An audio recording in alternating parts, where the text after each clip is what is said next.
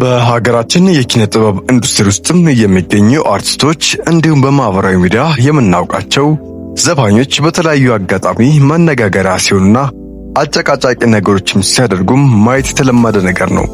ለዛሬኛም ቪዲዮአችን ሌሎች መማሪያ ይሆናል ብለን የሱስ ተጠቂ የሆኑና በሱስ ምክንያት ብዙ ነገሮችን ያጡ 10 ዝነኛ አርቲስቶችን ይዘንላችሁ መጥተናል።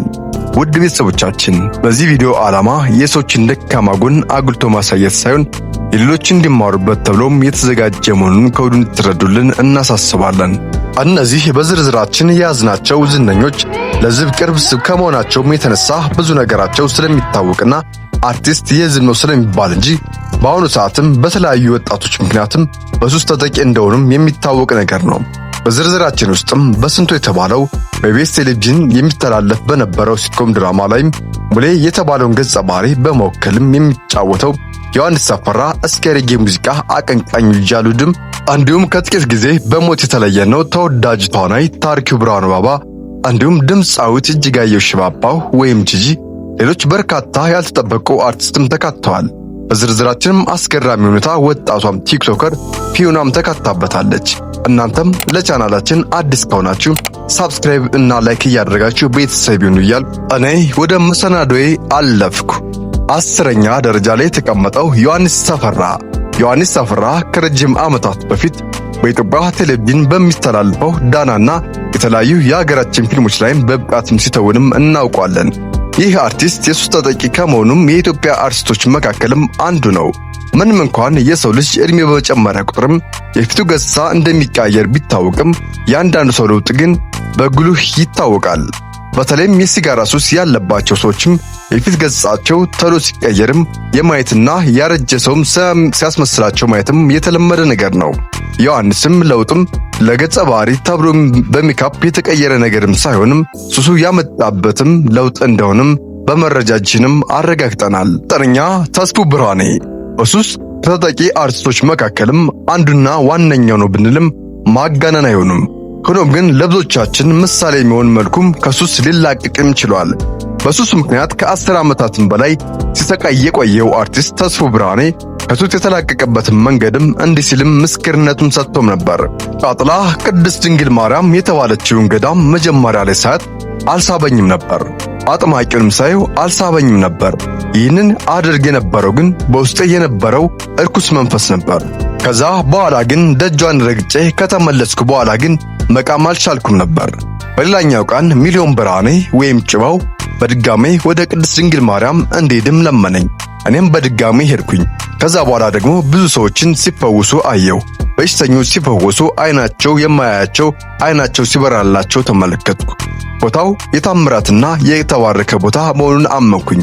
እኔም ከዛ በኋላ ተጠምቄ ቅባ ቅዱስም ተደርጎልኝ ውስጤ የነበረው እርኩስ መንፈስም እኔን ለቆ ወጣ። ከዛም በኋላ ወደ ጠፋበት መድረክ መመለሱን የጉር ቀን ጨምሮ በርካታ የቤተ ክርስቲያን ሥራዎች ላይም ተሳታፊ ሆኖም እናገኘዋለን። ተስፉ ብርሃኔ የረጅም ዕድሜና ጤና እንመኘላለን። 8ኛ ታሪኩ ብርሃኑ ባባ በሀገራችን አባባል ሞት አይወቀስም የሚባል አባባል ቢኖርም ለመውቀስም ሳይሆን ለማስተማር ነውና እጅግ የምንወደው አርቲስት በዝርዝራችን ውስጥም አካተነዋል። መቼም የኢትዮጵያ ፊልም በተለያዩ ደረጃ ላይም የኮሜዲ ይዘት ያላቸው ፊልሞችም የምንወድ ሰዎችም ለታሪኩ ብርሃኑ ባባም የተለየ ፍቅር የሚኖረን ግልጽ ነው። ከሰራቸው ፊልሞች መካከልም የፍቅር ኤቢሲዲ፣ ባላሻው፣ ባላገሩና ያበደች ያራዳ ልጅ ከሰራቸው ፊልሞች መካከል እጅግ ተወዳጆቹ ናቸው። ተዋናይ አርቲስት ቃል ኪዳን ጥበቡ ጋርም ለመፋታት የሚያደርሳቸው ከፍተኛ የሆነ የመጠጥ ሱስ እንደነበርም ይታወቃል። ምንም እንኳን መጠጥ አብዛኛውን ሰው የሚጠቀመውና እንደ ሌሎች ሱሶችም እንደ ከባድ ነገር ባይቆጠርም ትዳርን ከማፍረስ ግን የማይደርስም ከባድ ነገር መሆኑን ግን በታሪኩ ብርሃኑ ባባም ማየት ችለናል። 7ኛ ምዕራፍ አሰፋ የቅኔና የዜማ ደራሲው ምዕራፍ አሰፋ በተለይም እንቺንካ በሚለው ሙዚቃውም ይታወቃል።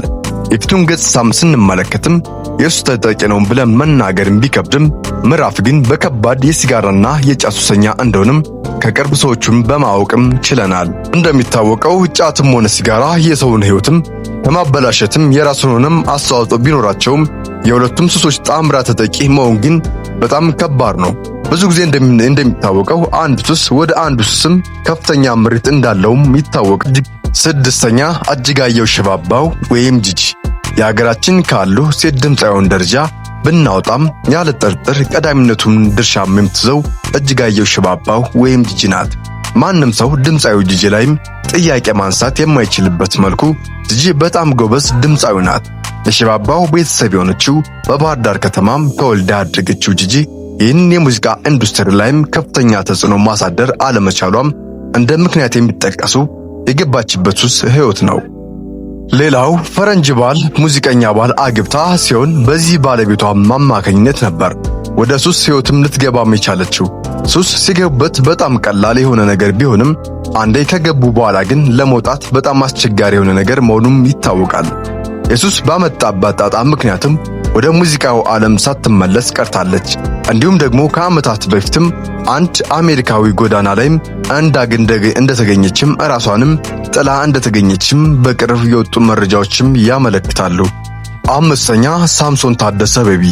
የፊልም ኢንዱስትሪው ላይ አሁን ላይ የማንም መፈንጫ ከመሆኑ በፊትም በርካታ ጎበዝ ባለሙያዎችም ነበሩ። ከነዛም መካከልም ሳምሶን ታደሰ ቤቢ አንዱና ዋነኛው በመሆንም ይጠቀሳል። ከቅርቡም ከባለቤቱ ዳግማዊ ፀሐዬ ጋር የተፋታም በመሆኑም በሚዲያዎችም ያጥለቀለቀው ሳምሶን ታደሰ በከፍተኛ ደረጃ የሲጋራ ሱስ ተጠቂ ነበር። በዚህም ደረጃ ላይም 5ኛ ደረጃ ላይም ልናስቀምጠውም ችለናል። 4ኛ ጎሳይ ተስፋዬ። ምናልባት የዚህ ድምፃዊ በዝርዝር ውስጥ መካተትም ያልጠበቃችሁትና እውነቱን ለመጠራጠርም ያስቸገራችሁ ነገርም ሊሆን ይችላል።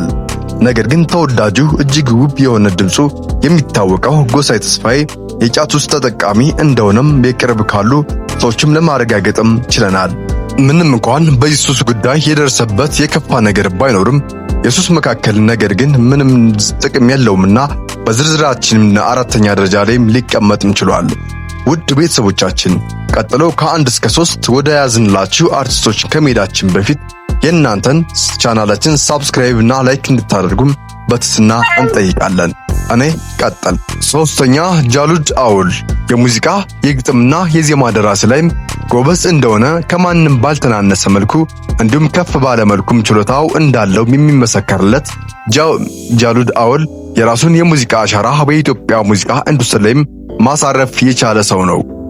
አሁን አንዳንድ ሚዲያዎችም ጃሉድ ያለበትን እውነትን ካለመረዳትም ይልቅ ለሙድ መያዣነት ለመሳቂያና ለመሳለቂያ ቢጠቀሙበትም በሙያው ግን የተሻለ ክብር የሚገባው የጥበብ ሰው ነው።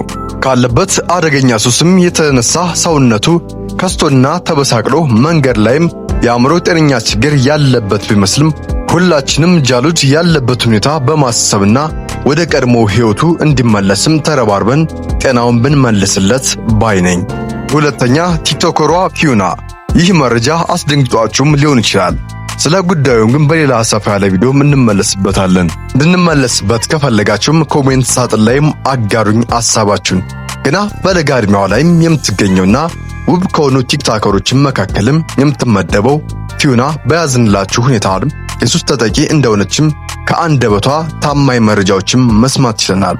ፊዩና በየቀኑ 22 አካባቢ የሚገኘው ጫት ቤትም የ1000 ብርና የ2000 ብር ጫትም እንደምትገዛም መረጃው ደርሶናል። ገርጂ አካባቢም ለስራ ብላ የተከራየችውን ቤት ሲሻ ማጨሻም እንዳደረገችውም የቅርብ ወዳጆቿና የሥራ ባልደረቦቿም ገልጸውልናል። 1ኛ ኤልያስ መልካ። የሙዚቃ አቀናባሪው ኤልያስ መልካ እጅግ አሳዛኝ ሕይወት የካሳለፉና መካከልም በመስነ ምግባራቸውም የሚጠቀሱ የኢትዮጵያዊ ዜጋ መካከልም አንዱ ነው። ኤልያስ ትልቅ አርቲስት መሆንም የቻለ ነው። ኤልያስ ከ40 በላይ ሙዚቃ አልበሞችና በርካታ ነጠላ ዜማዎችን ያቀነባበረው ኤልያስ እጅግ መልካም ባህሪ የነበረው ቢሆንም በሕይወቱ ወደ መጨረሻ አካባቢ ሱስ ምክንያትም በመጡበት ተላላፊ በሽታዎችም የፊት ገጽታው በአሳዛኝ ሁኔታም ሊቀየርም ችሏልኝ። በዚህ ምክንያትም ለኢትዮጵያ ሙዚቃ እንደ ሻማ የቀለጠ ሙዚቀኛ ጠበብት ኤልያስ መልካ ብዙ መስራት እየቻለ ገና በ42 ዓመቱ ነበር ከዚህ ዓለም በሞት የተለየን። ውድ የሃሜ ፕላስ ቤተሰቦቻችን ለዛሬ የነበረን ቪዲዮ ይህንን ይመስል ነበር። በቀጣይ ከዚህ የተሻለ ቪዲዮም እንደማቀርብላችሁ ቃል እየገባሁላችሁ በዛሬ ቪዲዮ ላይ ሐሳብ አስተያየታችሁን ኮሜንት ሳጥን ላይ አጋሩን እንዲሁም ላይክ እና ሰብስክራይብ ማድረጋችሁን እንዳትረሱ። ቸር ቆዩልኝ።